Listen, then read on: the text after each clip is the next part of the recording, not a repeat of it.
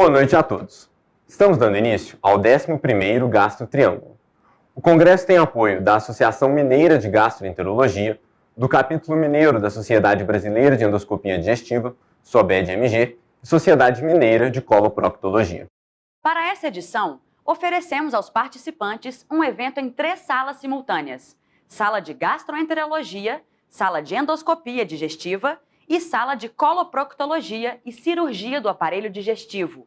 No sábado, teremos uma sala dedicada ao seminário de enfermagem. A participação interessa aos médicos afeitos à gastroenterologia, hepatologia, endoscopia digestiva, coloproctologia e cirurgia do aparelho digestivo. Também cuidamos de um conteúdo que muito interessa aos profissionais da enfermagem. O congresso terá 35 exposições, organizadas em mesas redondas, assim como 5 palestras com temática para a enfermagem. No evento, contaremos com 7 simpósios satélites, organizados por patrocinadores, sendo eles Takeda, Apsen, Fujitec, Pfizer, Promedon e Boston Scientific. O conteúdo das palestras ficará disponível no site por 6 meses, com acesso exclusivo aos inscritos do evento. Os simpósios satélites disponibilizados pelos patrocinadores poderão ser acessados por qualquer interessado. Todos os participantes receberão certificado com pontuação pela Comissão Nacional de Acreditação, CNA. Você poderá fazer o download do certificado no site do evento, logo após o seu encerramento. Ouviremos a doutora Abadia Gilda Bus Matoso, presidente da comissão organizadora deste congresso. Boa noite a todos e todas. Em meu nome e em nome da comissão organizadora do 11º Triângulo Online 2021, gostaríamos de dar boas-vindas a vocês. A sociedade passa por um momento de grandes desafios, tristezas, reflexões, mudanças de pensamentos e de condutas. Nós, médicos, de forma mais impactante, vivemos esse momento. Precisamos de lucidez, serenidade e atitude para prestar nossa ajuda ao próximo. Nesse momento, eu presto aqui a minha solidariedade àqueles que perderam familiares, amigos e colegas. Mas sabemos que o nosso compromisso com a medicina e com o ser humano vai além das vivências da pandemia. Como especialistas, sempre estamos preocupados em prestar o melhor atendimento possível àqueles que nos buscam. Estudos, leituras, atualização fazem também parte da nossa vida profissional. E é nesse contexto que estão os objetivos do nosso evento, do 11º Gastro Triângulo. Esperamos que possamos, ao longo dos 3 próximos dias, estudar, atualizar, trocar ideias, trocar experiências. Queremos que, mesmo de forma remota, fisicamente distantes, sintam-se acolhidos e abraçados. Saibam que esse evento, particularmente a grade científica, foi planejado com dedicação e carinho. Gostaríamos de agradecer palestrantes, moderadores e debatedores. Grande disponibilidade quando procurados para participar. Agradecer patrocinadores, sem os quais o evento não seria possível. De forma especial, agradecer o apoio institucional da Federação Brasileira de Gastroenterologia, da Associação Médica Brasileira, da Associação Mineira de Gastroenterologia, da Sociedade Brasileira de Endoscopia Digestiva, no seu capítulo mineiro, do Colégio Brasileiro de Cirurgia Digestiva, da Sociedade Mineira de Coloproctologia. Ressaltamos aos colegas ainda o simpósio de enfermagem, que acontecerá no último dia do evento. Motivem seus colaboradores na participação. Dessa forma, sejam então bem-vindos ao evento. Aproveitem o máximo. Estão, então, abertas oficialmente as atividades científicas do 11º Gastro Triângulo Online 2021. Convidamos agora o Dr. Nestor Barbosa de Andrade, presidente da Associação Mineira de Gastroenterologia.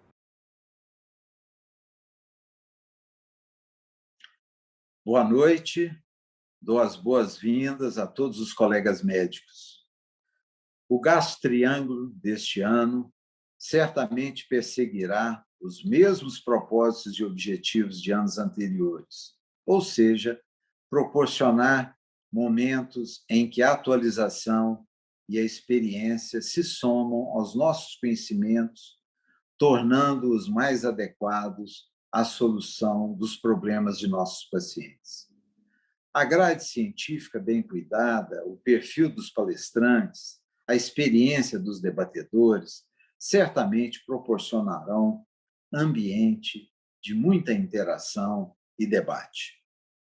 Nós, da Associação Mineira de Gastroenterologia, da Sociedade Brasileira de Endoscopia Digestiva, capítulo Minas Gerais, e da Sociedade Mineira de Coloproctologia, juntas, certamente, estaremos estimulando uma iniciativa de excelência em nossa especialidade. Nós conseguimos também, com muita felicidade, formatar, organizar um bom seminário para a enfermagem. Eu gostaria de agradecer a toda a equipe técnica que nos permitiu chegar a esta configuração e proporcionar as bases para uma transmissão de qualidade para todo o território brasileiro. Ressalto também a importância dos nossos parceiros patrocinadores. E aqui afirmo ser muito significativo o apoio institucional da FBG, da MB e do Corém. Gostaria de chamar a todos para que, a partir de agora, tenham um momento vivo de interesse pela gastroenterologia. Muito obrigado. Convidamos agora o Dr. Bruno Gilst Werneck, presidente da Sociedade Mineira de Coloproctologia. Boa noite. É motivo de grande orgulho para a Sociedade Mineira de Coloproctologia ser convidada para a 11ª Gastro Triângulo e pela primeira vez na qualidade de organizadora. É muita felicidade para nós participar junto com a nossa sociedade de especialidades irmãs, a Sociedade Brasileira de Endoscopia Digestiva e a Associação Mineira de Gastroenterologia, para que possamos cada vez mais estreitar nossos laços e conseguir trazer para toda Minas Gerais ensino de qualidade, atualização e congraçamento. Nós desejávamos que o evento fosse presencial, para que pudéssemos trocar nossas experiências de maneira mais próxima, mas os desafios impostos pela pandemia impediram tal feito. Fomos, então, para um novo modelo, um modelo online, que permite, pelo menos, que encontremos pessoas de todo o mundo ao mesmo tempo, e com isso, aprendamos juntos. Então, esperamos que todos aproveitem ao máximo esse evento que foi feito com muito carinho. Esperamos que vocês se divirtam bastante e fiquem bem. Saúde! Convidamos o Dr. José Dairel de Lima Andrade, presidente da SOBED MG. Boa noite a todos. É um prazer estarmos aqui iniciando a 11ª edição do Gastro Triângulo. Eu queria parabenizar a comissão organizadora, e principalmente a seccional da SOBED MG, do Triângulo. É um prazer sempre o convite da Associação Mineira de Gastroenterologia e da Sociedade Mineira de Coloproctologia para participar em conjunto nesse evento que já se tornou um evento de excelência na grade científica, digo, nacional, o evento esse ano quebra barreiras, ele atinge o país todo, nós temos aí um número de inscrições recorde, e isso é fruto da organização e da competência dessa comissão organizadora do Triângulo Mineiro. Posso afirmar para os senhores que o evento está robusto na área científica. Nós temos nomes de palestrantes conhecidos nacionalmente e internacionalmente, Então, o Gastro Triângulo ele se consolida como um dos principais eventos de Minas e do Brasil, Novamente, eu parabenizo a comissão organizadora e desejo a todos vocês um excelente congresso. Muito obrigado.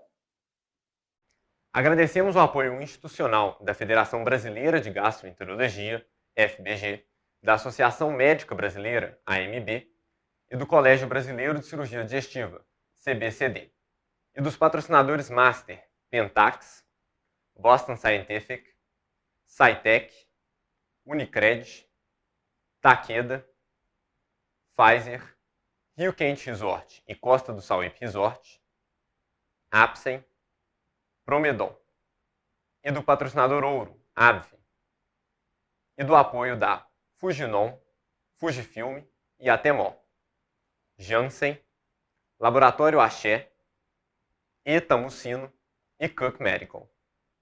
Ao efetivar sua inscrição, você recebeu um e-mail contendo uma bonificação para o Rio Quente Resort ou Costa do Sauípe Resort.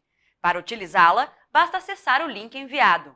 Esta bonificação é uma ação do 11º Gastro Triângulo a todos os participantes do Congresso. Este evento está sendo realizado pela plataforma webinário Zoom. Esta escolha foi feita pela facilidade de acesso e maior conforto dos participantes. O chat deverá ser utilizado apenas para assuntos genéricos e as perguntas devem ser realizadas através do Q&A. Para dar início às atividades de conteúdo, passaremos para a sala 3, Coloproctologia e Cirurgia do Aparelho Digestivo, que tem o Dr. José do Carmo Júnior como moderador dessa mesa redonda, com o tema Tratamento das hérnias de parede abdominal. Dr. José do Carmo é titular da FBG e Colégio Brasileiro de Cirurgia Digestiva, ex-professor de gastroenterologia da Universidade de Uberaba, UniUB, ex-membro das comissões de ligas acadêmicas e jovem gastro da FBG. Os palestrantes serão Dr. Márcio Barroso Cavalieri, é membro titular do Colégio Brasileiro de Cirurgiões, membro da Sociedade Brasileira de Hepatologia, chefe de clínica no Hospital M. Lourenço Jorge e coordenador de cirurgia robótica do Hospital Barra d'Or. Dr. Gustavo Soares Silva Pereira é cirurgião geral no Hospital Santa Mônica, em Divinópolis, Minas Gerais, diretor executivo da SBH 2019-2021, fellow do Colégio Americano de Cirurgia FACS, titular da CBC, CBCD, Sobracil e AHS. E Dr. Murilo Favaro tem graduação em Medicina pela Universidade de Santo Amaro, residência de Cirurgia Geral e Videolaparoscopia pela Universidade de Santo Amaro, mestrado em Ciências da Saúde no IANSP, doutorado em Ciências da Saúde no IANSP, professor de Cirurgia Geral e Técnica Cirúrgica na Universidade de Santo Amaro, membro da Sobracil da SBH e titular do CBC e fellow do American College of Surgeons. Os debatedores dessa mesa serão Dr. Marcelo André Domingues, é cirurgião geral pela UFO, tem mestrado em Ciências da Saúde, é membro da SBH, Sociedade Brasileira de Hérnias, diretor técnico da Hernia Med Center e é preceptor da residência em Cirurgia Geral do HC UFO. E Dr. José Humberto Lacerda Rodrigues, é médico pela UFTM, cirurgião da Aparelho Digestivo, mestre em cirurgia Unicamp, titular do Colégio Brasileiro da Cirurgia Digestiva, cirurgião bariátrico do Hospital de Clínicas da UFTM. Boa noite a todos. Então, é com imenso prazer que a gente vai dar início às atividades da área de cirurgia. E para essa mesa sobre hérnia de parede abdominal, vamos contar com a presença do professor Marcelo, do professor Gustavo, e que vão fazer as apresentações, e depois, no final, nós vamos estar discutindo os temas apresentados. Lembrando que as perguntas têm que ser feitas pelo Q&A e qualquer outro assunto pelo chat. Então, a gente vai dar início rapidamente às apresentações para a gente ter mais tempo de discussão depois. Boa noite, eu agradeço aí a oportunidade de estar falando com meus colegas mineiros e o convite feito pela comissão organizadora. Se vocês quiserem, já podem passar a aula e a gente deixa para comentar no final. Muito obrigado. Boa noite a todos, meu nome é Marcelo André, sou aqui de Uberlândia da Casa e também cumprimento a todos os palestrantes. Bom, eu começo aqui agradecendo o convite aos colegas do Triângulo Mineiro. Fiquei para falar para vocês sobre o tratamento da hérnia inguinal videolaparoscópica, técnica TAP, como eu faço. Eu entendo que quando alguém me pergunta como eu faço, eu posso opinar do jeito que eu faço, mas eu acho importante também aqui a gente colocar como deve ser feito e não só a minha opinião. Então, eu vou tentar fazer uma coisa mesclando as duas situações.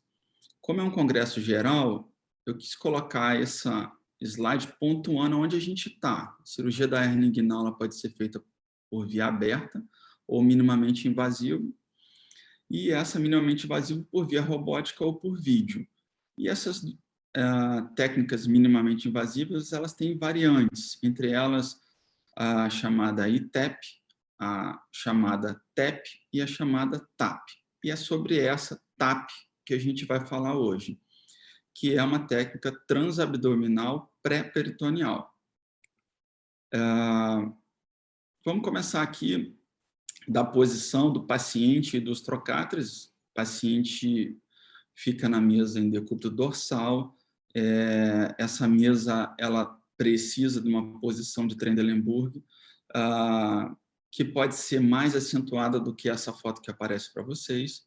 E a posição dos trocáteres, normalmente a gente usa 3 trocáteres, a ótica na região umbilical e 2 trocáteres laterais, como mostra aqui a figura, de forma que te dê um ângulo para trabalhar a região inguinal, certo? É importante que você tenha uma distância aí razoável, que deixe os trocáteres afastados um do outro, o que você puder, e do outro lado, contrabalanceando isso, que você não afaste demais para não ter que fazer a cirurgia inteira com os ombros abertos, né? Com os braços abertos, forçando a região do ombro.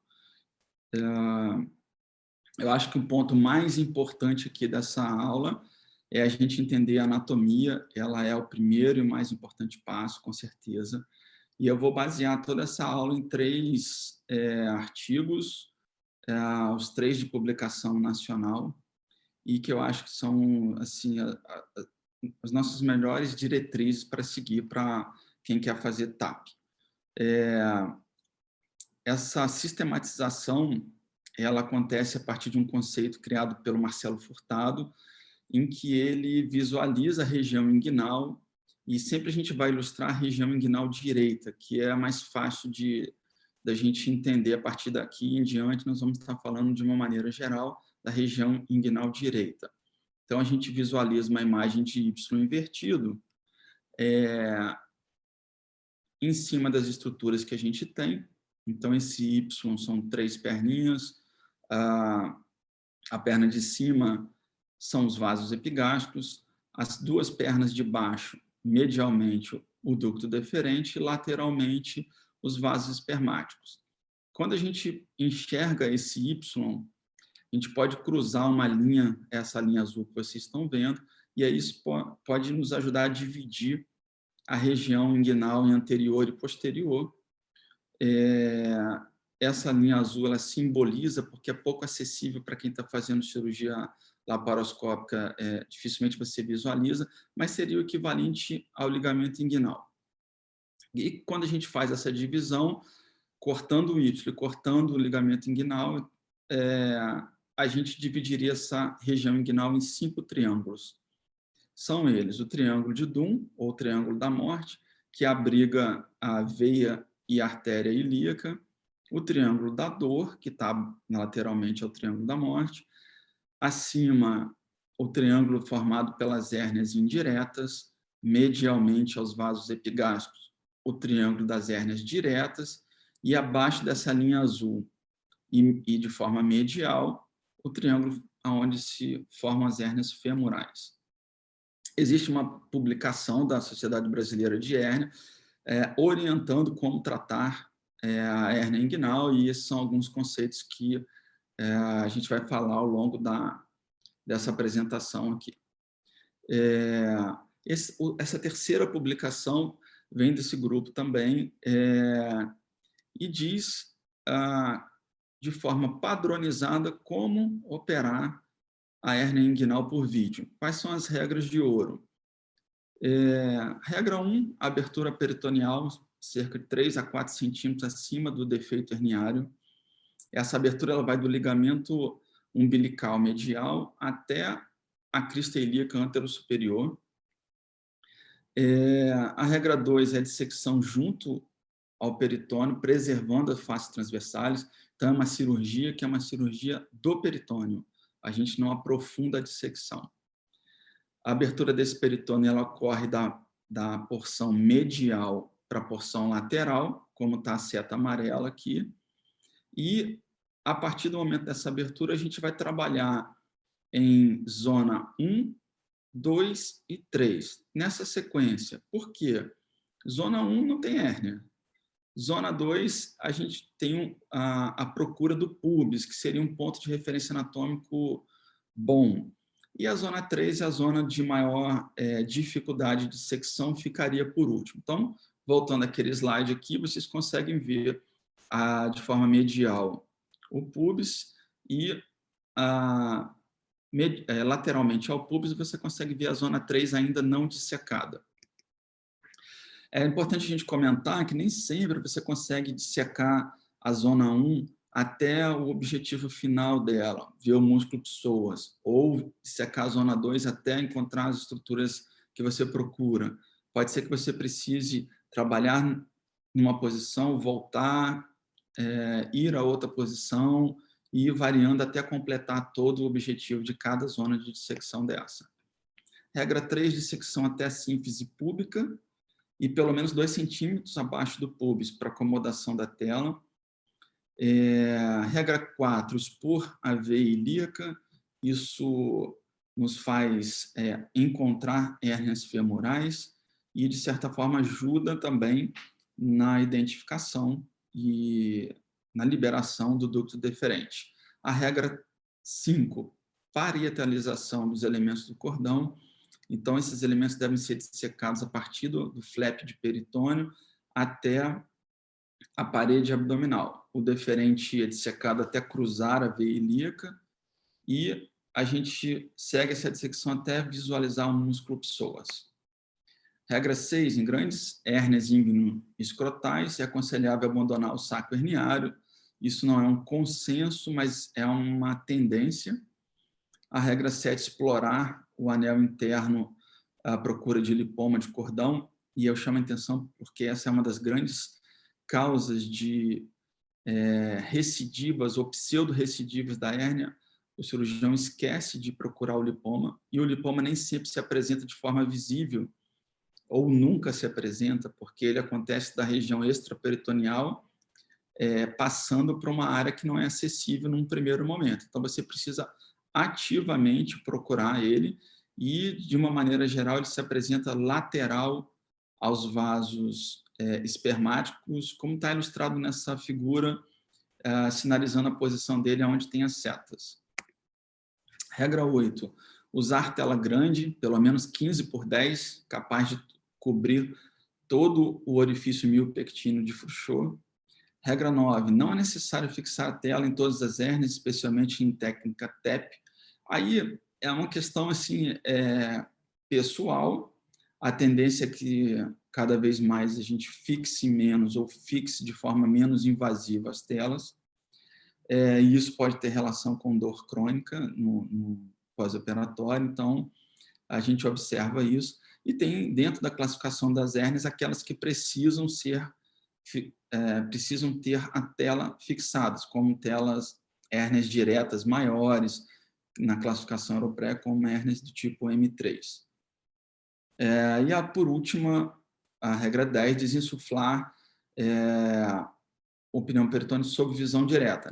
Nessa manobra, o cirurgião coloca o aspirador dentro do flap peritoneal, no caso da TAP, e aspira e desliga o CO2, então ele vai aspirando de forma que o peritônio cola na tela e aí a cirurgia é terminada. Isso é uma manobra principalmente útil nas técnicas onde não há fixação. Então, eu gostaria de mostrar um vídeo aqui ilustrando esses passos. É um caso com hérnia inguinal bilateral, de um lado indireta, do outro lado direta. Aqui a gente afasta as vísceras e logo depois vamos para a identificação dos pontos anatômicos que vocês podem ver aqui. Dá para ver bem que há uma hérnia direta desse lado.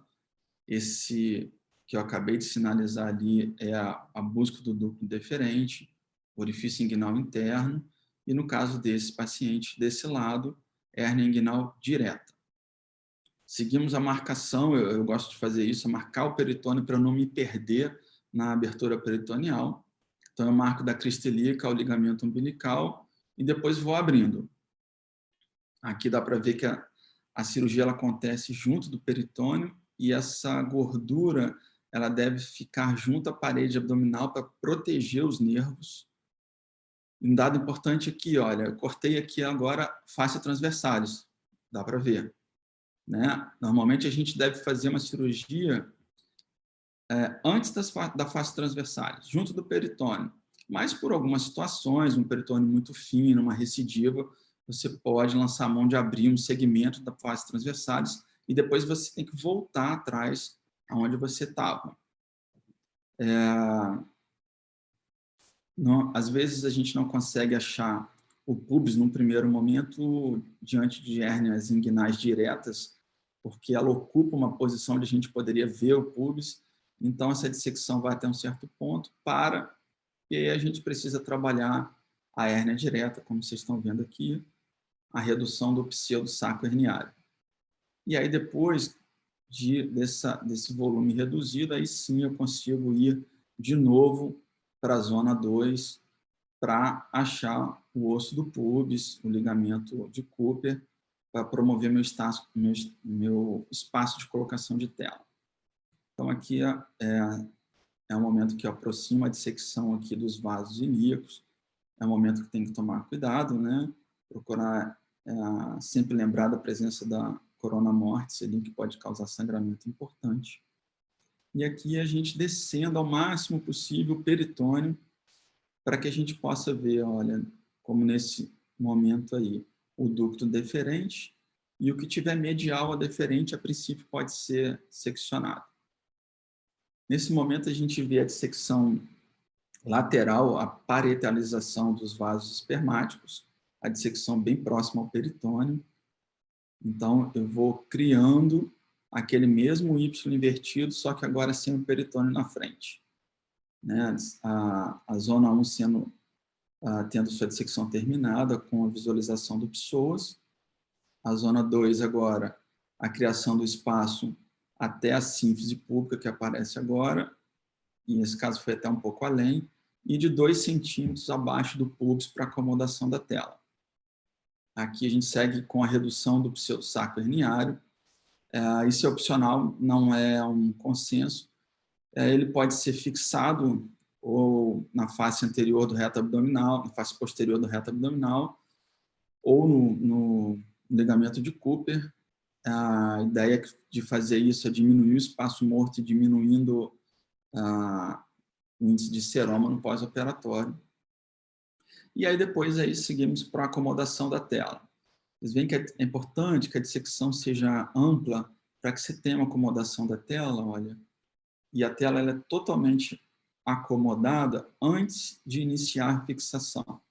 A gente não deve usar a fixação como ajuda para poder esticar a tela ou posicionar a tela, porque sempre vai ficar distorcido. Esse é um ponto que eu quis destacar, que a gente procura o ligamento de Cooper, que é uma estrutura macia acima do pubis, do osso do pubis, a gente não fixa no osso. E ali ficou ilustrado as áreas de fixação. E, por último, o fechamento, que pode ser por grampo ou por sutura. Eu acho que sutura você tem um pós-operatório com melhor qualidade. Eu prefiro usar, sempre quando possível, fios farpados. O fechamento pode ser do flap peritoneal superior para o inferior ou do inferior para o superior. Essa é a hérnia do outro lado, só ilustrando aqui a busca ativa do lipoma e a acomodação da segunda tela aqui. E vocês veem que quando você tem uma hérnia inguinal bilateral, há uma recomendação de sobreposição dessa tela na parte medial, elas podem se sobrepor em torno de 2 centímetros, e aí isso daria um bom tratamento para esse paciente com uma chance de sucesso bastante grande. A fixação dos grampos, elas faz da forma que aquela figura anterior ilustrou, fugindo das áreas de acidente ou com nervo ou com vascularização. Tá? Bem que aqui, olha, a tela está na posição, o uso do grampeamento é opcional, não é necessário. Esse último grampeamento lateral é super importante que vocês consigam palpar o seu grampeador contra a mão. Se não estiver palpando, significa que você está abaixo do ligamento inguinal. E isso é uma área de passagem dos nervos, é aquele triângulo da inervação. É um risco. Então, a dica para essa área do grampeamento lateral é que sempre estejam fazendo a contraposição do grampeamento, percebendo na mão, do lado de fora do abdômen, o grampeador. Essa é uma visão já do final da cirurgia. Deu para ilustrar bem aí, eu espero. Eu agradeço mais uma vez a oportunidade e fico à disposição para perguntas. Muito obrigado. Boa noite a todos, meus companheiros de mesa, professores e amigos.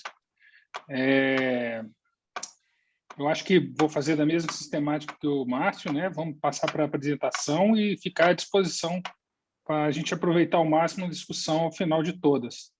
Mais uma vez, agradecer à comissão organizadora pelo convite, é uma honra estar aqui com vocês. Parabéns por esse evento brilhante. Então, gostaria de agradecer o honroso convite de estar aqui nesse evento, 11º Gastro Triângulo. O tema que eu vou abordar é a hérnia inguinal aberta, técnica de Liechtenstein, como eu faço. Esse é o meu conflito de interesse, mas não vai impactar nessa aula. Então, para facilitar a abordagem, eu vou definir aqui os tempos obrigatórios que a gente tem feito, e o que eu gostaria de chamar a atenção é que, apesar de toda a discussão que existe em relação à hérnia aberta, cirurgia laparoscópica e robótica, o que eu levo em consideração e acho mais importante é que todas as técnicas têm suas vantagens, mas o mais importante é que ela seja bem executada.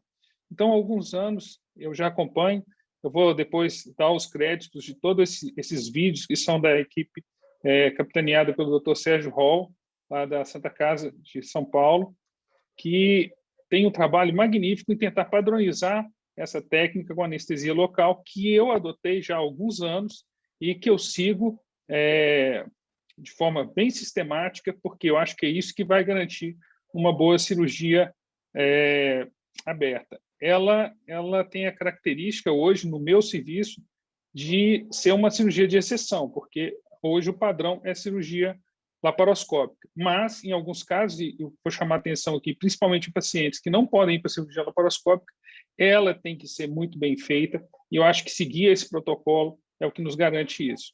Então, eu vou seguir todas essas etapas aqui e mostrando uma característica importante de cada uma delas.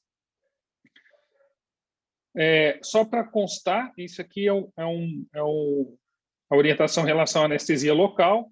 Nós vamos mostrar como que se faz. Eu, ultimamente, tenho mudado, em vez da bupivacaína, para ropivacaína. Esse é o único detalhe, mas a massa anestésica é basicamente a mesma. A topografia da incisão é muito importante. Então, a seleção dos pacientes, normalmente, eu tenho um paciente bem parecido com esse que vocês estão vendo aí. Então, ele marcou ali, onde provavelmente é o ângulo inguinal superficial, a crista ilíaca anterosuperior, palpou o pubis, né, sínfise púbica, ligamento inguinal, e onde provavelmente a gente vai definir a nossa incisão. Eu dou preferência a uma incisão oblíqua, né, que é uma incisão mais estética. Aí está delineando o ligamento inguinal. Isso aí, a borda lateral do reto abdominal. Então, a gente pode ter aí a topografia onde seria o trígono de Hesselbach. Essa é a determinação.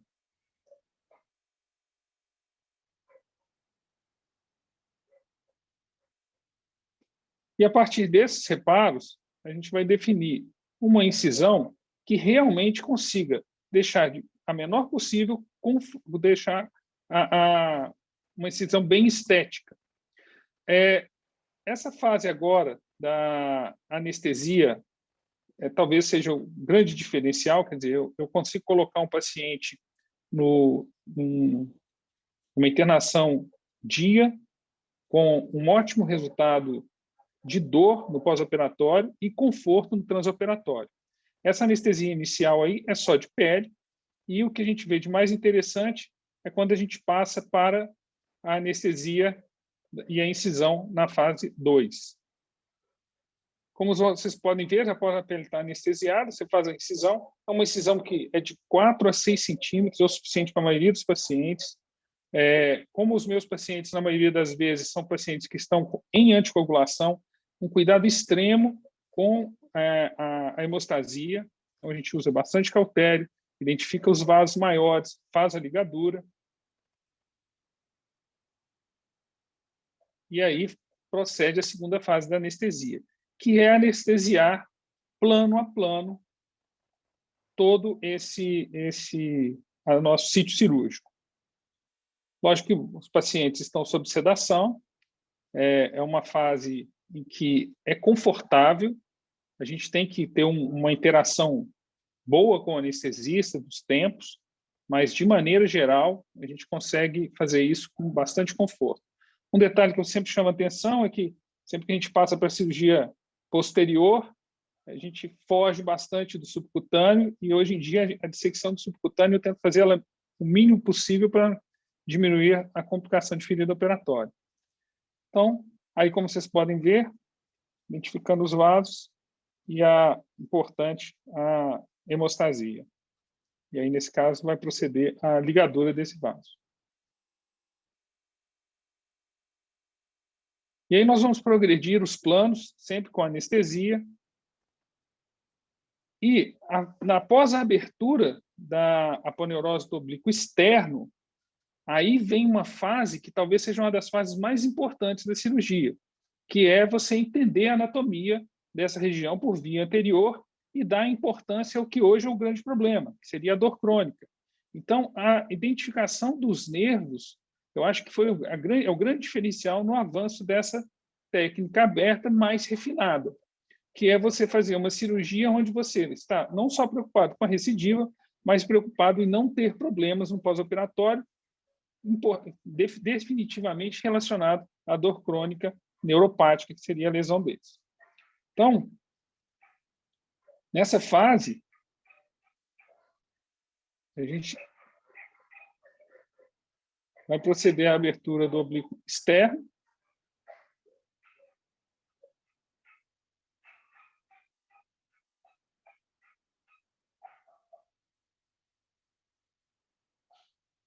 Sempre preocupado em, imediatamente após isso, identificar a anatomia dos nervos.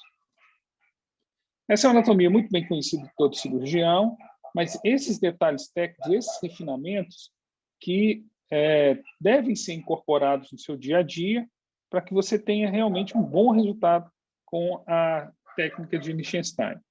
E aí, identificação do nervo, o hipogastro. Não são todos os casos que ele está tão visível. A gente tem, não é todos os casos que você vai identificar os 3 nervos, mas sempre com cuidado, porque esses nervos que estão bem visíveis têm que ser identificados e não dissecados.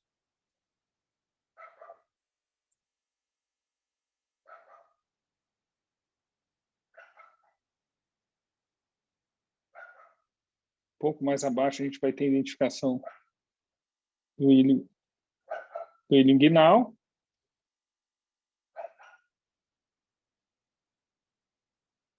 E a dissecção sempre gentil, usando o instrumental adequado. E essa é a parte mais importante, a gente ficar atento a todos esses planos. Assim que a gente consegue isolar o funículo espermático, sempre atento aos nervos, e aí a gente pode ver o hipogastro, o inguinal, desculpa, a gente vai fazer a dissecção para identificar o saco herniário. Se fosse uma hérnia inguinal direta, a área de dissecção seria outra, mas a gente sempre vai explorar também para ver se não tem um saco herniário de uma hérnia indireta. A abertura sempre fora do plano do nervo. É importante salientar que você não precisa fazer o emagrecimento do cordão, porque isso pode levar à lesão do ramo cremastério, que está junto com o cremaster, o ramo genital do gêmito femoral. E a identificação do saco herniário, uma posição habitual. E a gente vai proceder à dissecção. Lembrando que era muito comum a indicação de emagrecimento dos músculos cremastéricos, emagrecimento do cordão, que hoje em dia a gente tenta preservar justamente para não ter lesão nervosa. E a identificação do saco herniário. Vamos proceder ao tratamento do saco herniário.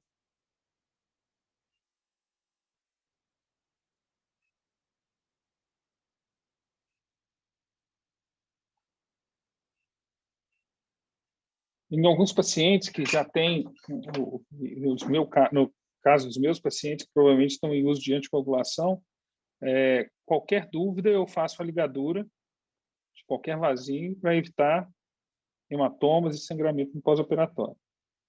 A inspeção do saco herniário.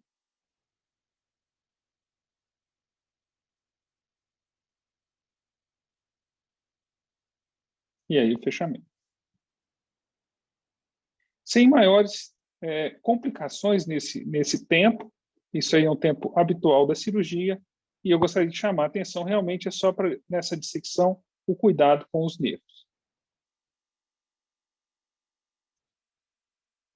Prosseguindo a dissecção, nós vamos definir todo o espaço em que vai ser colocado a tela. Um ponto fundamental é a identificação do ligamento inguinal, onde a tela vai ser fixada. Uma incisão de 4 a 6 centímetros no paciente habitual é mais do que suficiente para a gente ter exposição de todos os marcos anatômicos em que a gente vai fazer a cirurgia. Sempre que tiver dúvida, procede-se ao bloqueio anestésico, a continuação do bloqueio, e uma vez dissecado toda aquela área, a gente vai fazer a preparação da prótese.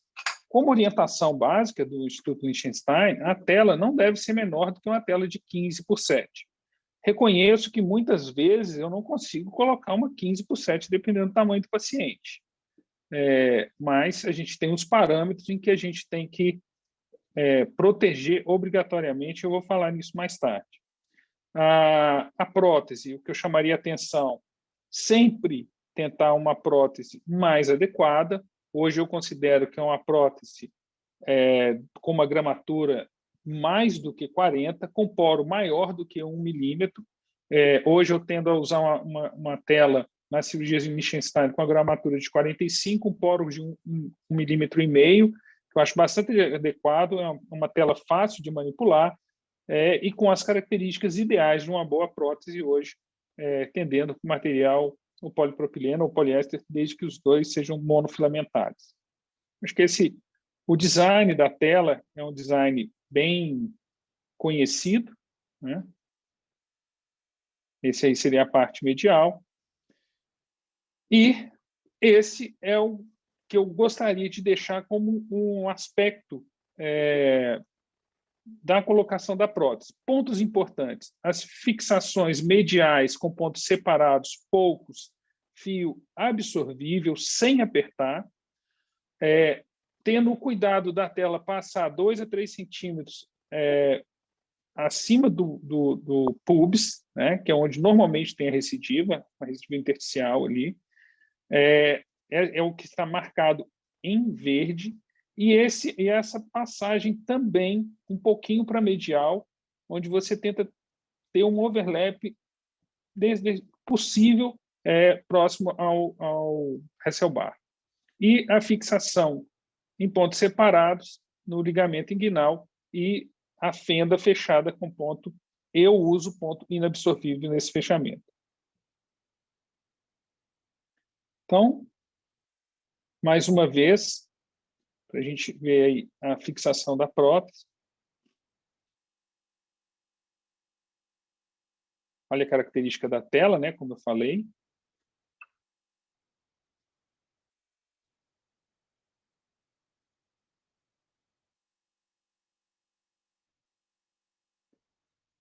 Esse overlap sobre o tubérculo público é sempre muito importante, tem que passar, aí são os pontos de recidiva.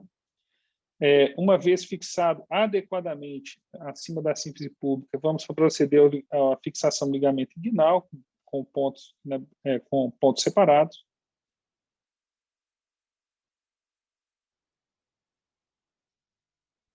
Fazer a fenda na tela, com aquela característica de não estrangular o funículo, mas deixar ele bem ajustado. E, novamente, assim que a gente posicionar a tela, fazer a fixação com pontos separados e pontos inabsorvíveis. Uma outra coisa que a gente pode fazer também, e eu tenho feito em alguns casos que eu não consigo identificar o nervo, é a fixação medial, em vez de ser feita no músculo oblíquo interno, ela é feita na aponeurose do oblíquo externo, com pontos, você dá o ponto de baixo para cima, fixando a tela na aponeurose do oblíquo externo. Isso é uma técnica interessante para você diminuir a chance de colocar o nervo dentro de uma fixação dessa medial. Acho bastante interessante nos casos em que eu não consigo identificar bem o ilipogástrico, por exemplo. Então, procede essa fixação. E vamos para a revisão e o fechamento. Uma vez que a tela está bem acomodada, tem o tamanho adequado e você fez a identificação dos nervos e tem certeza que não teve uma lesão nervosa importante, aliás, não tem lesão nervosa, a gente está tranquilo em terminar essa cirurgia. Um outro detalhe que eu gostaria de chamar a atenção é, caso tenha uma lesão inadvertida do nervo, fazer a neurectomia técnica. Isso é muito importante. Se viu que teve a lesão, proceda a neurectomia técnica. E aí o fechamento de pele.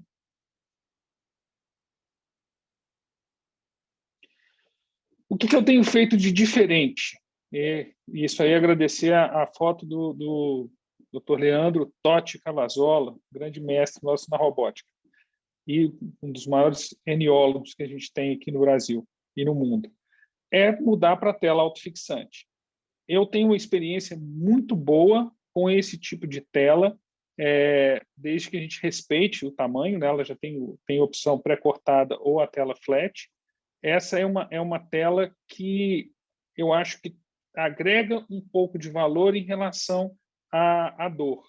A gente faz uma fixação mais leve e ela tem características bastante interessantes. Essa foi a mudança que eu adotei recentemente, não tão recentemente, mas há alguns anos, em que a maioria das vezes que é possível eu uso a tela autofixante. Então, aqui deixar meu agradecimento pelos vídeos ao grupo de parede abdominal da Santa Casa de São Paulo. Quem passou essa aula foi o Maurice Francis. Eles são capitaneados aí pelo Dr. Sérgio Hall, grande mestre nosso na hérnia. Então, gostaria de agradecer a oportunidade de ter participado. Estou à disposição para a nossa discussão e muito obrigado pelo convite. Boa noite, eu também agradeço ao honroso convite da comissão organizadora, agradeço a todos. Boa noite, meu nome é Murilo, sou cirurgião de São Paulo, quero agradecer o convite da comissão organizadora do Gastro Triângulo Mineiro. Eu vou apresentar uma aula sobre sistematização do tratamento videolaparoscópico da hérnia incisional. Como conflito de interesses, eu sou palestrante da BD Bard e da Medtronic, mas isso não vai influenciar na minha apresentação. E o tema que eu vou falar é sobre o tratamento laparoscópico das hérnias incisionais. E nos últimos anos, a gente tem tido um avanço muito grande no aumento de técnicas e no aparecimento de novas técnicas laparoscópicas para o tratamento das hérnias incisionais. De uma evolução de que se iniciou com a técnica intraperitoneal, né, a técnica IMPOM, evoluindo para técnicas mais complexas, até ultimamente a técnica do Extended TAP, que é uma técnica de dificuldade um pouco maior. E com essa evolução, progressivamente, a gente teve um aumento de dificuldade. Essas técnicas são técnicas que, com a sua evolução, foram se tornando mais difíceis, mas o avanço dessas técnicas, e quando progressivo, naturalmente, essa evolução foi acompanhando os cirurgiões que a iniciaram desde as técnicas intraperitoneais. Mas, junto com isso, a gente também tem o aumento do tempo cirúrgico. Então, para quem está começando o tratamento das hérnias incisionais, ventrais, por cirurgia minimamente invasiva, essas técnicas, começar pelas técnicas mais avançadas é muito complexo.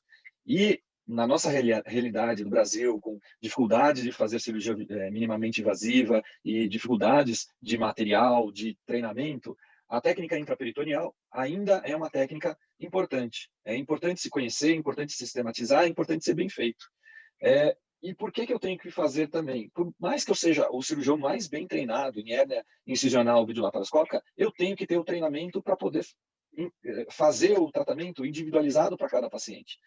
Tem horas que eu vou precisar da utilização de técnicas abertas, bem feitas, de técnicas minimamente invasivas bem feitas, sendo elas menos complexas ou mais complexas. E a técnica intraperitoneal para as hérnias ventrais, né, as hérnias incisionais e ventrais, ela é já uma técnica bem conhecida, é uma técnica que já está bem consolidada e tem muita literatura a respeito. Mas o principal de benefício dessa técnica intraperitoneal é a vantagem em relação à cirurgia aberta de ter uma menor permanência hospitalar e menor incidência de complicação em incisão cirúrgica, como deiscência, infecção, abscesso, hematomas. A gente diminui muito a partir do momento que a gente introduz a cirurgia minimamente invasiva. A evolução da técnica intraperitoneal é a técnica intraperitoneal plus, que é a técnica intraperitoneal com fechamento do defeito, que isso inicialmente não era feito, e com o advento de mais treinamento, fios melhores, fios com escamados, né, com que melhoram o fechamento laparoscópico desses defeitos, isso começou a ser feito de uma maneira mais rotineira e melhor para o paciente. Só que esses trabalhos têm esses trabalhos em relação do viés, desse grande período de evolução da técnica, eles têm muito viés, principalmente no seu início, de dificuldade pela própria classificação das hérnias incisionais, diferente de inguinais e das hérnias umbilicais ou as inguinais mesmo. A gente tem uma dificuldade na padronização de localização, tamanho. Se esses trabalhos tinham muito trabalhos com não fechamento do defeito, tipos diferentes de fixação, com utilização de sutura transparietal, e até pelas diferenças de tela. Isso gerou uma enorme variação na literatura, trazendo defeitos que hoje a gente já não encontra com a evolução da técnica. Eu vou apresentar para vocês agora 3 trabalhos mais recentes em relação às técnicas intraperitoneais. Esse trabalho é de 2019 pelo grupo dinamarquês e europeu, baseado com um registro populacional que eles fazem muito bem na Europa. E esse trabalho avaliou quase 10.000 pacientes, comparando técnica laparoscópica intraperitoneal contra técnica aberta sublei. E ele mostra uma vantagem grande na cirurgia intraperitoneal incisional, principalmente em relação ao tempo do pós-operatório, as complicações do pós-operatório, complicações relacionadas à reoperação e com uma leve desvantagem em relação a complicações intraoperatórias, que eu vou explicar para vocês um pouquinho mais nos vídeos, e o quanto você consegue diminuir essa chance de complicações intraoperatórias. Esse outro trabalho também é bem importante, foi publicado também em 2019, em relação a essa dúvida, né?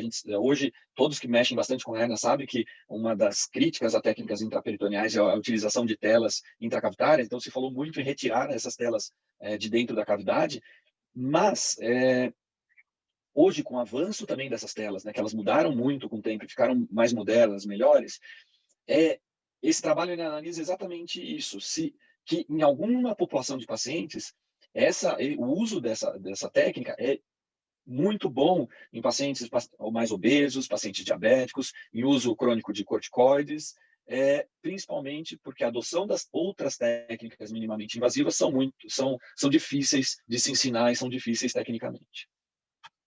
Esse último trabalho, comparando a técnica intraperitoneal contra também o uso das telas retromuscular, e depois de um estudo comparativo, a gente não vê evidências de complicação maiores nos grupos intraabdominais em termos de infecção de ferida, dor pós-operatória, permanência, recorrência dos pacientes entre eles, né? Então, mostrando que é uma técnica que, quando bem feita, é uma técnica que tem que estar dentro do armamento do cirurgião, do aparelho digestivo, do cirurgião geral que faz hérnias e pode utilizar essa técnica intraabdominal.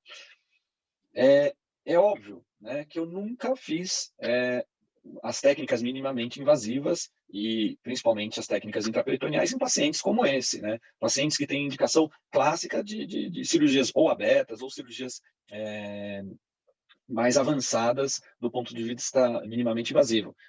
Hérnias de Cocker gigantes, hérnias incisionais com colostomias, né, associadas à reconstrução de trânsito, pós-peritoneostomia, com fístula inferosatmosféricas, flegmão, com encarceramento e talvez isquemia de alça dentro do conteúdo herniário, hérnias enormes, não são casos bons para serem feitos por técnica minimamente invasiva, principalmente as técnicas IPOM Plus, tá? As técnicas intraperitoneais.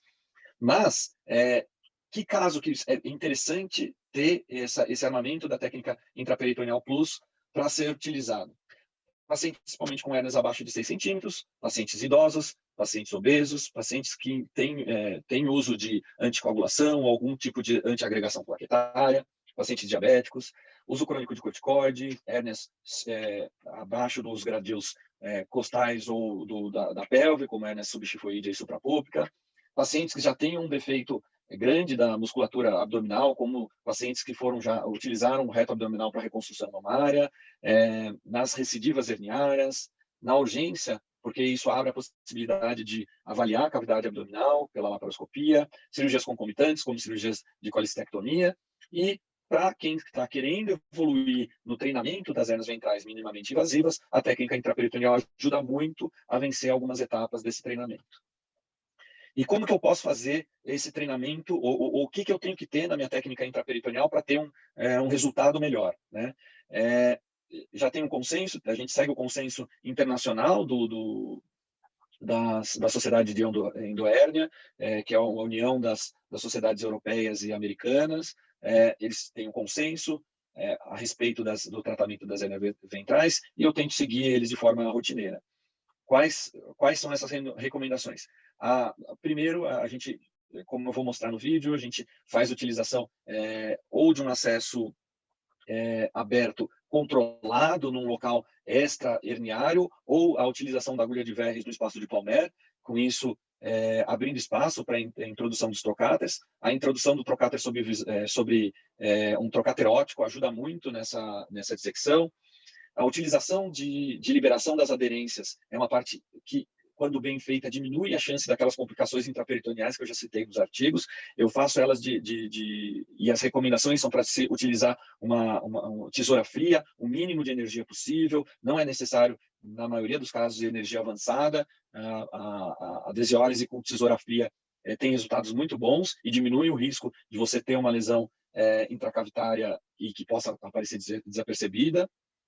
É necessário fechar o defeito herniário, então a história de não deixar o defeito aberto e colocar uma tela hoje é praticamente abolida. A gente faz o fechamento desses defeitos e com isso a gente tem a diminuição dos problemas de seroma, problema de bulging, de abaulamento herniário independente de ter colocado a tela.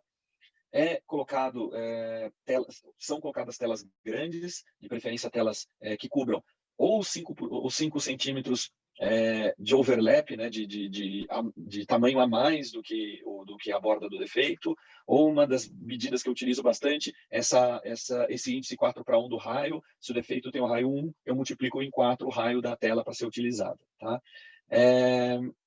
Faço a fixação da tela com fixação com tacers, de preferência absorvíveis, ou se eu estou na plataforma robótica com uma sutura, e faço uma dupla coroa. O que é isso? Eu faço uma fixação em volta do defeito também. Essa fixação ela diminui a dor em relação à fixação transfacial, que gera muita dor, que aproxima muito o tecido, mas que gera muita dor, então dou preferência por ela. E é obrigatório a utilização de telas com barreiras, telas que tenham um sistema de proteção para minimizar as aderências e minimizar a erosão das alças intestinais em relação à tela. Outra vantagem, outro jeito de melhorar sua técnica intraperitoneal é a utilização dos bloqueios anestésicos, como o TAP Block. Eles melhoram muito a dor do pós-operatório, fazendo com que esse paciente consiga sair o mais rápido possível do hospital. Aqui, vou demonstrar uma cirurgia e sistematizando toda essa parte. Essa paciente era uma paciente que tinha feito várias cirurgias a primeira por laparotomia exploradora por uma lesão esplênica, pós-acidente de carro, foi corrigida por técnica aberta 3 vezes na região supraumbilical, como vocês podem ver. Além disso, ela tinha uma hérnia pequena supraumbilical e uma hérnia que envolvia, em parte, a região umbilical. Como era uma paciente que tinha essa esplenectomia, eu resolvi não fazer a técnica de punção por verres, com medo de aderências maiores.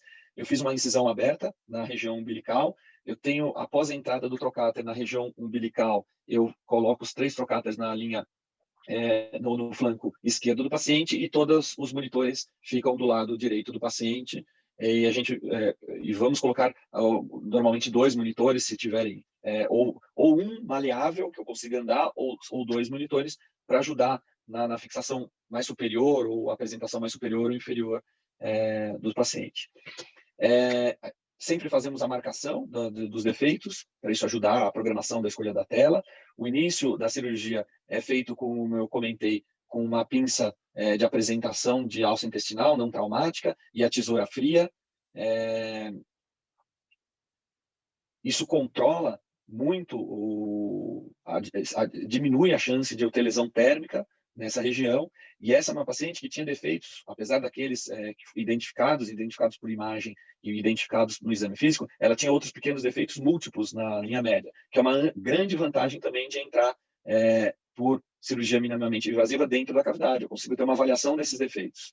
É feita essa apresentação com tração desse conteúdo e a energia é feita somente no momento que se tem segurança de não ter um intestino, não ter uma alça intestinal próxima à área que você está dissecando. Ocasionalmente eu utilizo a pinça bipolar, como eu estava utilizando para ter uma energia um pouco mais controlada. Eu utilizo ela trocando com a minha tesoura na mão direita.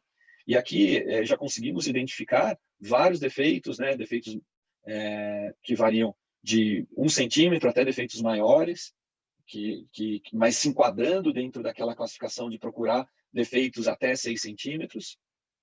Esses defeitos seguiam por toda a linha média da paciente. Lembrando que era uma paciente que já tinha telas onleys na região supraponeurótica, e ela tinha feito uma plástica na incisão mediana e ela não gostaria de mexer nessa incisão. Então, a técnica minimamente invasiva, ela também ajuda a diminuir essa agressão da própria parede abdominal.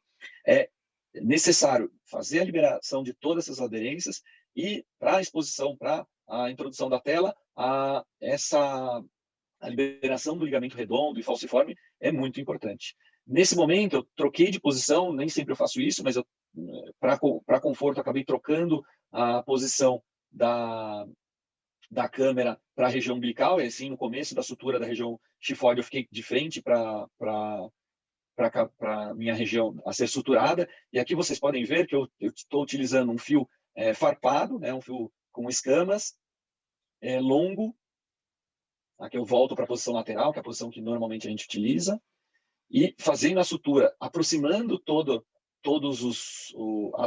a borda dos 2 retos abdominais, então fechando a diástase, fechando os defeitos, e no momento das hérnias maiores, eu tento colocar o fundo do saco herniário na minha sutura para diminuir espaço morto e diminuir com isso o seroma.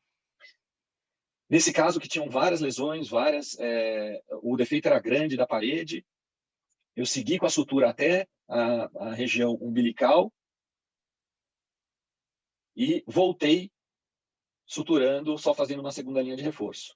Tá? Esse fio que eu estou utilizando é um fio farpado absorvível de longa duração, é um fio que absorve depois de 180 dias. E como vocês podem ver, temos a aproximação de todos os defeitos e a da linha média reconstituída da paciente. Após isso, é introduzido pelo trocáter lateral, e o trocáter lateral de 12 facilita essa introdução de uma tela grande.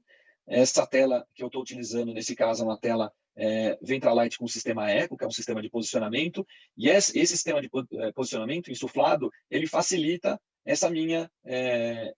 esse meu posicionamento da tela de forma correta e a minha posterior fixação. Eu inicio a fixação em toda a borda da tela.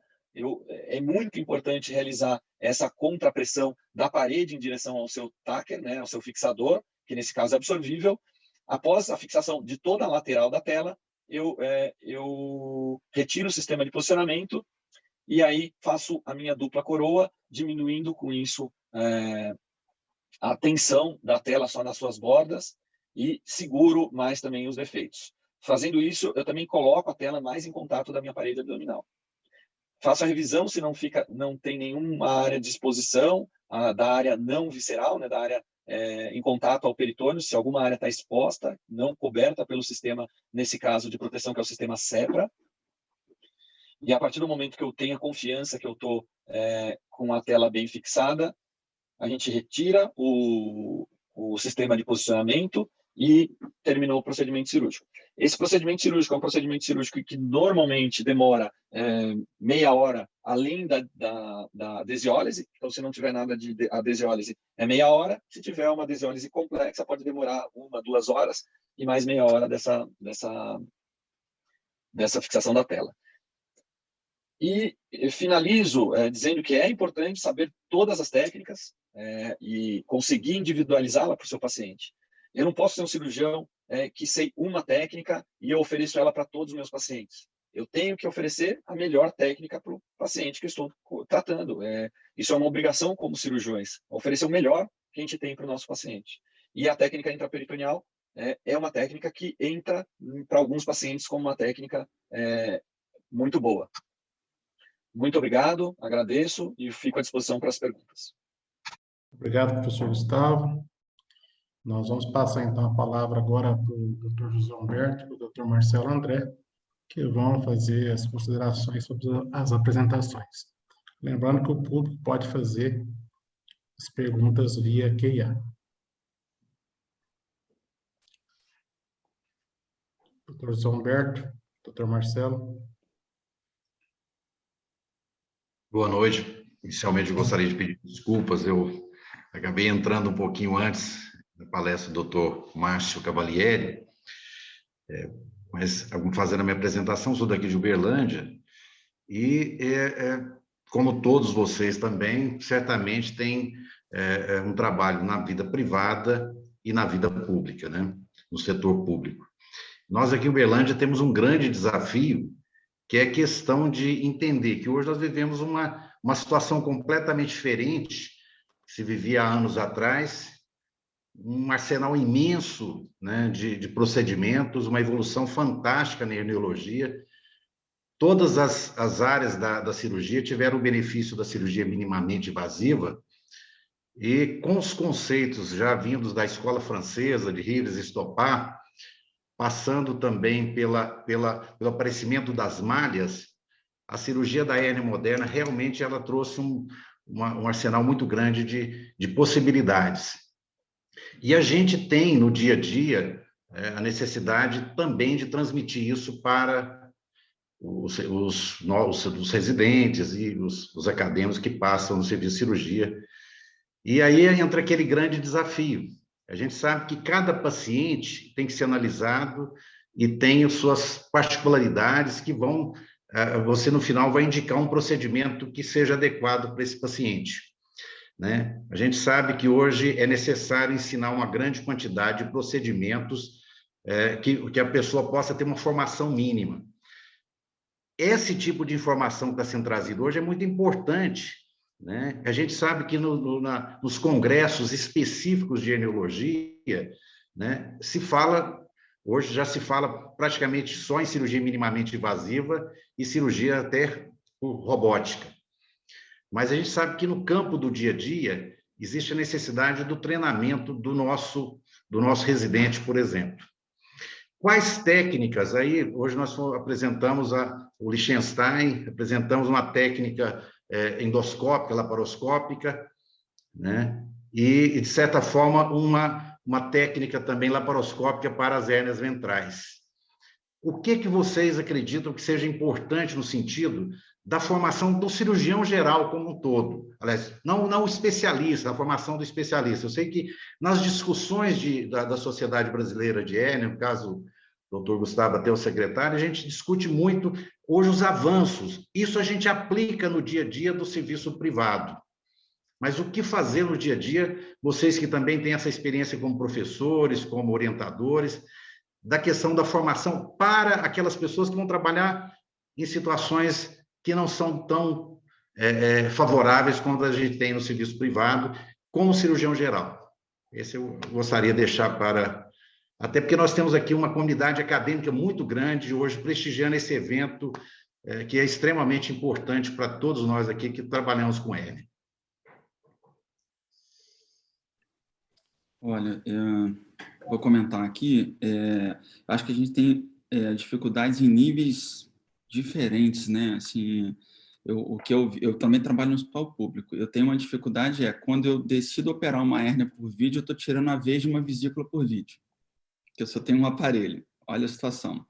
Se ela vai fazer uma hérnia inguinal por vídeo, eu tenho que aceitar que não vai ter fixação, ou eu vou ter que usar uma fixação com uma sutura que aumenta o grau de dificuldade para o treinamento.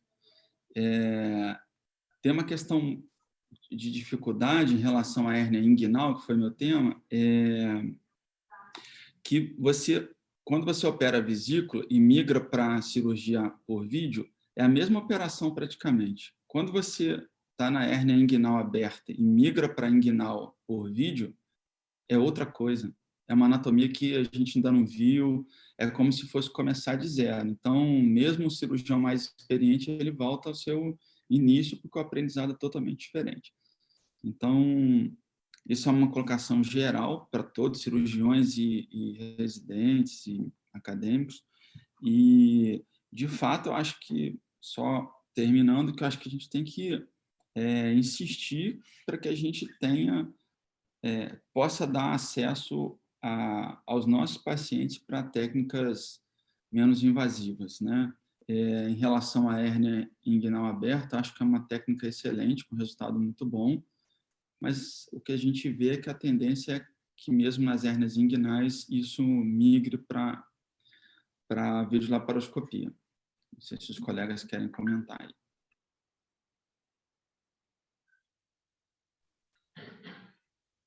Professor Zomberto. Gostaria de só fazer um comentário em relação a isso. Eu claro, deixo aí para o Márcio e para o Murilo, que tem muito maior experiência que eu na parte de educação.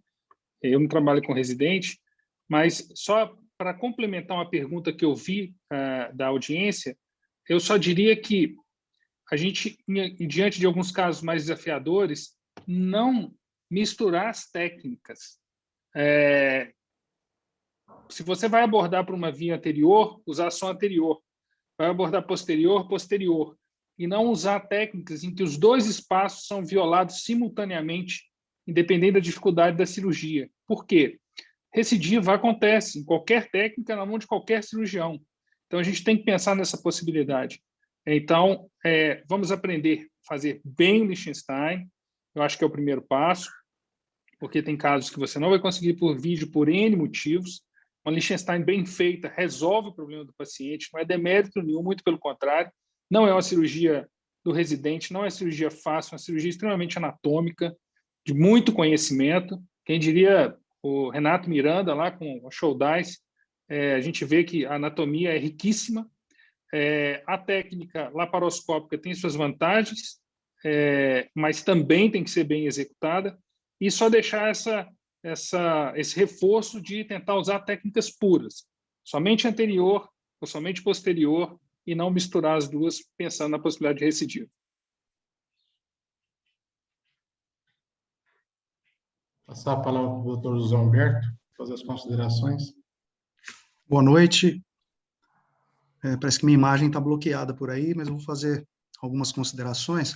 Primeiro, eu queria parabenizar, né, o pessoal pelas apresentações, muito boas mesmo, e eu quero contribuir fazendo algumas perguntas para os nossos palestrantes. Primeiro, eu gostaria de perguntar para o Dr. Gustavo, que nós sabemos que as técnicas anteriores a Liechtenstein realmente tinham um índice recidivo, às vezes até proibitivo, elevado, no tratamento das hérnias inguinais. Após a introdução das telas, né, da técnica Liechtenstein-Amid, a gente sabe que o índice recidiva caiu para em torno de 1%, próximo disso, mas se aumentou essa dor crônica, que a gente vê, né, pela literatura, entre 6% a 8%. Os pacientes evoluem com dor crônica. Então, eu queria perguntar para o Dr. Gustavo como ele procede, né, qual é a conduta dele frente a esses pacientes, se ele tem esses pacientes, e como ele conduz esse paciente que vem com aquela dor crônica e às vezes até incapacitante, né?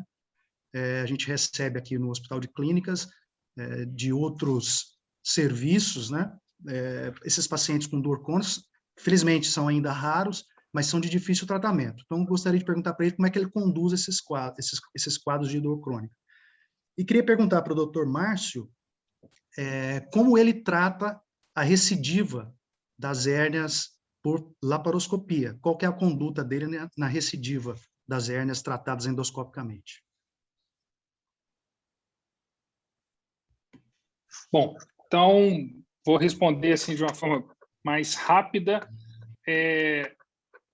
Eu tenho poucos casos que eu me lembre e documentado uma dor crônica mesmo. Eu atendi 2 casos. Um eu perdi contato e o outro eu encaminhei para o doutor Marcelo Loureiro, em Curitiba. Eu não me arrisco a fazer nada além do mapeamento nesses pacientes. A técnica de mapping, né, que foi escrita pelo Dr. Rigoberto, mexicano, é uma técnica fácil de fazer no consultório, precisa de 2 canetas, você vai tentar identificar com o mapeamento da região se há uma lesão nervosa e de qual nervo teve essa lesão. Eu, particularmente, no meu consultório, não experimento nenhum tipo de medicação, no máximo um alívio no início com anti-inflamatório e já orientando o paciente a procurar uma clínica de dor. Hoje eu entendo, conversando com o Marcelo Loureiro, que é uma situação extremamente complicada. O tratamento cirúrgico, às vezes, não quer dizer que vai ter bom resultado. Você tem uma parte da inervação, que é uma inervação onde se você fizer a neurectomia, você pode levar a atrofia da musculatura. Não quer dizer que você vai resolver a dor crônica. Existem muitos métodos sendo desenvolvidos. Os neurologistas são os nossos grandes aliados e não necessariamente a clínica de dor. Eu vejo que tem hoje um conhecimento vastíssimo em relação a isso e eu não me meto a fazer isso. Só lembrando que o mapping eu acho que a gente tem que saber. Eu acho que essa técnica de identificar se teve lesão nervosa é muito simples. Tem um artigo que explica muito fácil. Dá um alívio para o paciente você identificar. E como um outro detalhe aquele paciente que tem dor testicular, que não parece ser uma dor de lesão nervosa, é um capítulo à parte. Principalmente aqueles pacientes que têm uma dor atípica no pré-operatório. Então, chamando a atenção, paciente com hérnia, com dor atípica, dor testicular, acenda a luz vermelha de atenção, porque é esse paciente que pode dar problema no pós-operatório. Ficar muito atento a isso. Independente de qual via você vai operá-lo. Liechtenstein, aberta, por vídeo, robótica, esse é o paciente que merece uma atenção especial no diagnóstico, e às vezes o curso do atendimento com o urologista em conjunto. Mas, basicamente, é isso. Eu paro no anti-inflamatório, sei que existem vários protocolos, mas eu não me arrisco. Eu acabo encaminhando. E chamando a atenção, realmente a gente percebe que esse índice, se você falar que a gente vê isso no consultório, de 6% a 12% de dor crônica, isso eu não vejo. Sinceramente, não é o que chega no consultório, 6% a 12% de dor crônica, nem minha, nem de outros cirurgiões. E eu não conheço um cirurgião que... É lógico que a gente tem um acompanhamento deficitário na clínica privada e muitas vezes no público também. Mas eu acho que se a gente fizesse esse acompanhamento, essas dores crônicas incapacitantes, eu acho difícil a gente achar entre 6% a 12%. Então, isso é o dado positivo nisso tudo, diante de um quadro tão complexo que é a dor crônica no pós-operatório. Bom, respondendo de forma objetiva a minha pergunta, se a cirurgia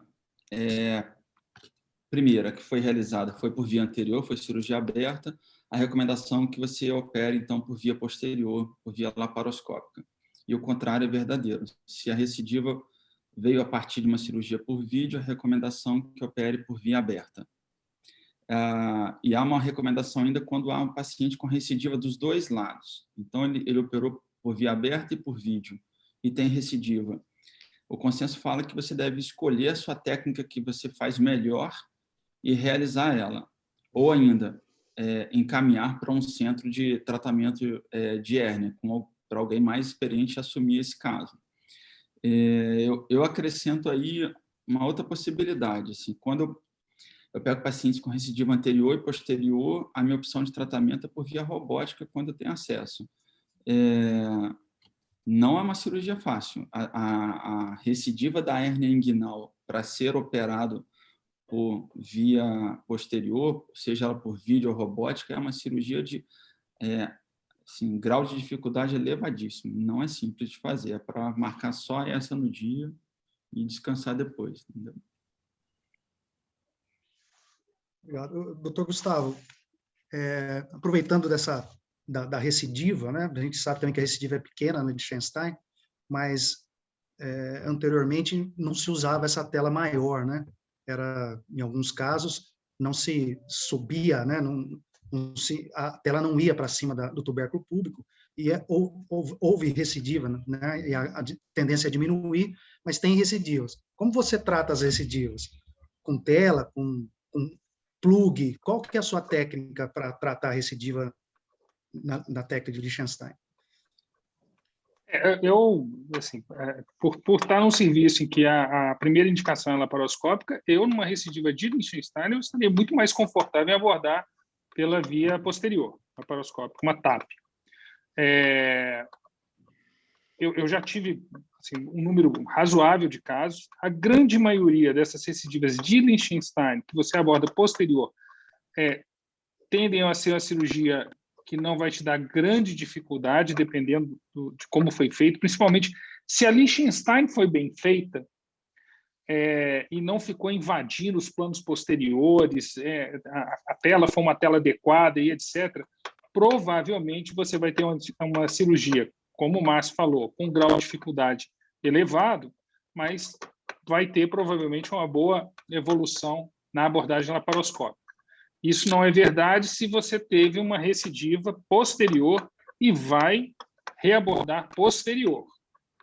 Eu tive um caso meu que eu reoperei, provavelmente vou reoperar agora um próximo, de uma época em que eu usava uma tela muito leve e essa tela contraiu muito, ela ficou muito pequena. Então, apesar da tela estar aderida ali perto da veia ilíaca, foi relativamente tranquilo de liberar e refazer a cirurgia bem próximo de uma cirurgia habitual. Mas, como sua pergunta é especificamente no Liechtenstein, eu fico muito confortável em ir para a abordagem posterior e, principalmente, se a Liechtenstein foi feita dentro dos critérios adequados, você vai conseguir um bom resultado nessa cirurgia por via posterior. Eu quis dizer porque se o cirurgião de uma cidade pequena não tem acesso à cirurgia endoscópica, você encaminha ou você usa alguma técnica para tratar a recidiva da Liechtenstein? Perfeito. Não, acho que essa pergunta é importante. Olha, a hérnia não é uma cirurgia para o especialista. Hérnia não é tratar a hérnia cirurgicamente não é uma especialidade. Mas existem cirurgias que são para o especialista em hérnia. É diferente. É igual vesícula, não é para o cirurgião hepato biliopancreático ficar fazendo vesícula, ele não precisa ficar fazendo só vesícula por ele. Mas, para mim, a bile digestiva já é dele. Eu não faço bile digestiva, ok? Eu acho que a hérnia primária, sem nenhum grau de complexidade maior, é uma cirurgia que todo cirurgião geral bem formado está totalmente habilitado a fazer. Agora, uma recidiva de Liechtenstein para ser abordada num lugar que não tem vídeo, não tem experiência por vídeo, eu acho que dentro da possibilidade eu encaminharia, porque o paciente vai se beneficiar de uma abordagem de uma recidiva anterior por uma abordagem posterior. O cirurgião não é obrigado a fazer tudo, ele tem que fazer aquilo que ele faz bem feito. Lógico que tem a limitação do sistema público, mas acho que dentro do sistema público você hoje já tem algum tipo de saída para isso. Não tenha dúvida, o paciente vai se beneficiar se você tem uma recidiva anterior, você abordá-lo por recidiva posterior. Eu insistiria em encaminhar esse tipo de paciente e a gente não precisa ficar provando para a gente mesmo que a gente consegue resolver esses casos sem ter que encaminhar para ninguém. Eu acho que a mensagem que fica é essa. Tem cirurgias que tem hérnias que são para o especialista em hérnia, mas hérnia não é uma especialidade. Desculpa, eu só vou complementar o Gustavo. Acho que aí sim, se você vai numa reabordagem de uma hérnia inguinal, aí sim você pode chegar em índices de dor crônica elevados como esse descritos nos trabalhos que felizmente a gente não vê. Mas você começa a mexer numa anatomia muito distorcida, fibrose da tela, abordar essa região, colocar plug que pode acessar, esse plug pode acessar a cavidade posterior e dificultar uma ressecção laparoscópica ou endoscópica posterior, entrar no canal de inervação ou retrair eles, e aí sim a gente chega em índices de dor crônica mais altos. Então eu concordo totalmente com o Gustavo sobre esse encaminhamento, se necessário. Só um detalhe sobre o plug, já que foi mencionado o plug, o consenso europeu ele não recomenda o uso de plug, e eu acho que está muito baseado naquilo que a gente falou anteriormente. O plug é uma técnica que obrigatoriamente você vai violar o espaço anterior e posterior numa mesma cirurgia. Os índices de recidiva podem até nas descrições serem parecidos com os originais, de Liechtenstein e da vídeo, mas não é uma técnica simples de fazer, entendeu? Então, assim, por mais que a indústria às vezes dê a entender que é uma técnica simples, não é uma técnica simples. E como a gente hoje tem duas técnicas excepcionais e puras, que é a Liechtenstein e a laparoscópica, eu acho que a gente tem que escolher o que é possível fazer uma das duas, porque as duas resolvem muito bem o caso do paciente sem o viés de violar os dois espaços na mesma cirurgia. Então, eu acho que eu deixo esse comentário aí em relação... Eu gostaria de dar um preâmbulo aqui, porque a gente até estava comentando sobre a questão da formação do residente, né? E muitas vezes, a maior parte dos profissionais não vão trabalhar com cirurgia endoscópica ou laparoscópica. Nesses casos de recidiva por cirurgia anterior, por Liechtenstein, que tem uma recidiva, você precisa tratar, nós temos optado por uma abordagem pré-peritoneal aberta, seja por estopar, por uma incisão mediana, ou seja, por uma incisão acima do anel inguinal, uma incisão praticamente transretal, que a gente possa descolar. Quer dizer, essa é a opção que a gente tem criado aqui no serviço público, quando a gente não tem a possibilidade de ter a cirurgia laparoscópica, que seria realmente a mais adequada nesse caso. Mas a nossa Ótima opção.